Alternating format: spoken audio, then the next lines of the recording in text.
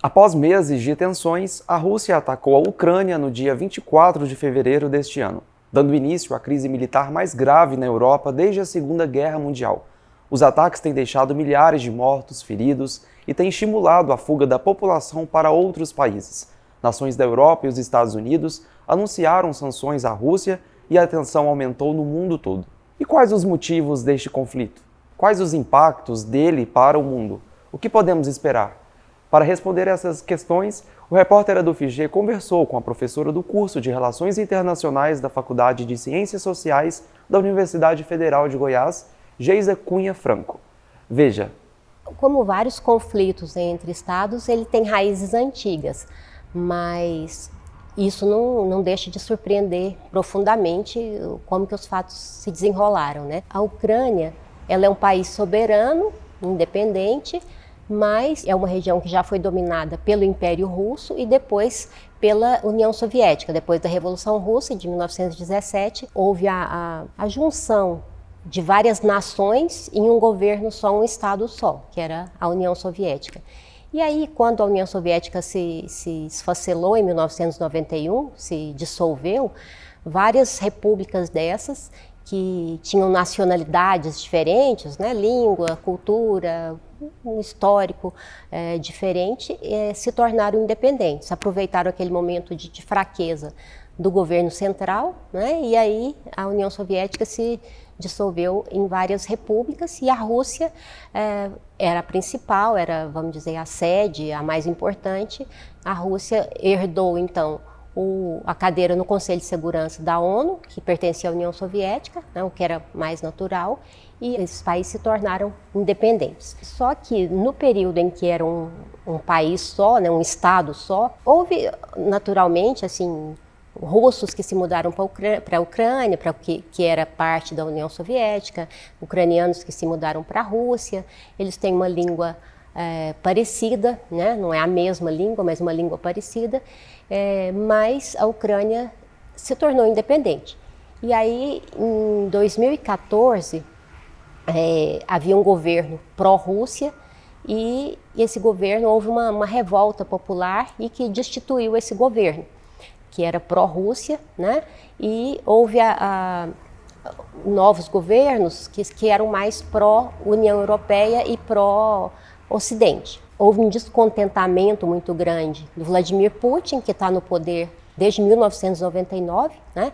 A Rússia é formalmente uma democracia, mas na verdade não é democrática, é um regime autoritário em que o Putin foi fazendo mudanças para que ele se tornasse mais poderoso, né, cada vez mais. Então, ou ele é presidente ou ele é primeiro-ministro, mas de tal forma que ele sempre está no poder. Há 8 anos, em 2014, houve uma revolta dos separatistas russos do leste, na região de Donetsk e Luhansk, em que eles, com o apoio da Rússia, tentaram se separar. Então, desde então, começou uma guerra entre o governo central ucraniano e essa parte do leste da Ucrânia, que tem uma presença russa mais forte.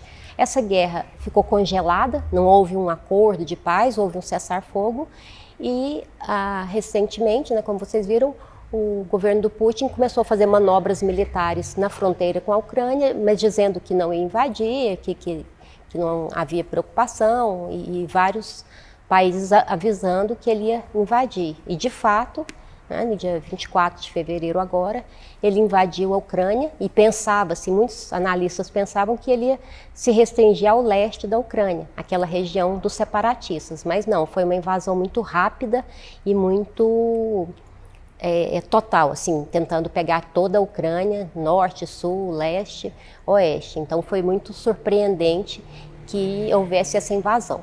Ucrânia não faz parte da OTAN, mas alguns países vizinhos, que são ex-repúblicas soviéticas, fazem parte da OTAN, né? A Organização do Tratado do Atlântico Norte. E a Rússia vê com muita preocupação esses países fazendo parte da OTAN e havia possibilidade, ou cogitava-se, né, o desejo da Ucrânia também entrar para a OTAN. Efetivamente, ela não entrou, né, para a OTAN, mas essa foi um pretexto utilizado pelo Putin para invadir a Ucrânia. Quer dizer, um país soberano que já fez parte da União Soviética, mas não é parte da Rússia, e a partir dessa ameaça suposta da OTAN, a Rússia invadiu. É claro que essa expansão da OTAN é preocupante para a Rússia, porque ela se vê cercada por uma aliança militar que era sua inimiga no passado. Quer dizer, desde que deixou existir o Pacto de Varsóvia, que era a aliança que se opunha, a OTAN vem se expandindo. A gente entende o lado dos países vizinhos da Rússia, porque, de fato, eles não se sentem seguros, tanto que a Rússia invadiu a Geórgia, tomou uma parte da Geórgia, e pelo fato de haver populações russas em países fronteiriços, a Rússia de Putin tem usado esse pretexto para poder violar essa soberania. Então há uma preocupação, de certa forma, legítima da Rússia, mas também há uma preocupação desses países que se sentem mais seguros com a aliança militar, né, da OTAN, com a proteção militar, com o guarda-chuva militar da OTAN. Olha, essa é uma preocupação muito grande de todos, mas pelo menos, em princípio, essa possibilidade está descartada, pelo menos no curto prazo. Por quê? E o Putin sabia muito bem disso e planejou muito bem o momento.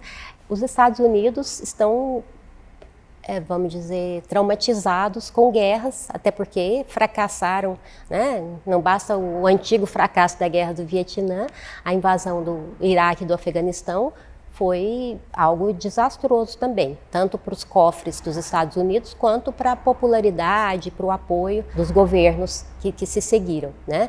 Então, os Estados Unidos estão enfrentando problemas internos, uma inflação muito grande, a União Europeia, vários países também estão enfrentando problemas internos, inflação também, até por causa do gás que vem da Rússia.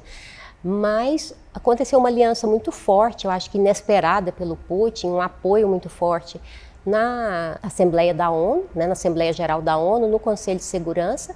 Aconteceu uma união muito forte dos países da Europa, dos Estados Unidos, Japão também, e mesmo a China, que apoia em grande medida a Rússia, ela não está dando carta branca para a Rússia e também fica muito incomodada com essa possibilidade de uma guerra maior. Putin é muito imprevisível e ele disse que não vai parar enquanto não dominar toda a Ucrânia, mas a gente espera muito e deseja que isso não se transforme num conflito mundial, porque seria catastrófico.